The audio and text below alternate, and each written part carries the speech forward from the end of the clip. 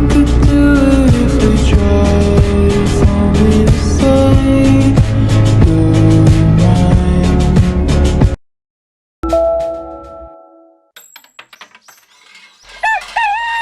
Once upon a time, there was an old couple who didn't have a child. They lived in a small house near the village forest. Dear God, please bring us a child. Any child will do. We will love and cherish it. They asked God every day. One day, from the household in the altar, they heard a cute cry. They looked and saw a crying baby who looked just like a little finger. This child must be a gift from a God. Thanks to God, we will call this child Isambusi. They raised Isumbosi with much care, but Isumbosi never grew bigger. Hey, Isumbosi, do you want to be eaten by a frog? Isumbosi was always being bullied by the children of the village and often went home feeling unhappy. Grandmother would make some big rice balls and encourage him. Eat a lot and grow up quickly. One day, Isumbosi said, Mother, father, I have a request. I will go to the capital to study and become a respectable person. Then I will come back. Grandfather and grandmother were worried about him, but Isumbasi's mind would not be changed. At once, they began to prepare for his trip. Isumbasi seated a needle sword in a straw case, put on a cup for a sage hat, and started out with a copstick staff in high spirits. Mother, father, I'm going now. Is he safe with such a small body? Bye-bye.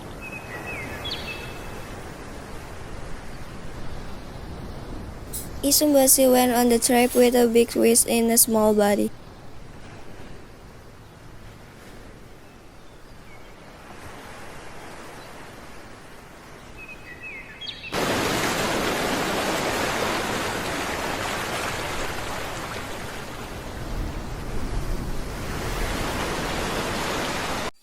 At last, Isumbasi reached the capital city and anchored under the bridge. Then he climbed up to the railing and viewed the town. There is a fine place over there. I shall ask them at once. At long last, Isumbasi arrived at the palace. Excuse me, but I want to meet the feudal lord. The lord came to the door. What? Who's there? Here I am, at your feet.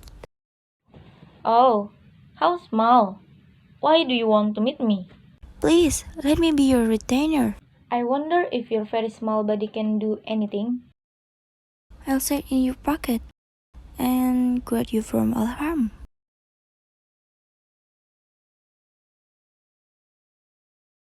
The princess liked Isumbasi, and she taught him reading, writing, and various studies. Further, Isumbasi practiced fencing very hard in order to be strong. One day, the princess went out to worship at the Kiyomizu temple. Suddenly, there was a strong wind, and some demons appeared. The leader of the demons tried to grab the princess. Help me! She screamed. Isumboshi tried to help her, but the demon caught him and threw him into his mouth.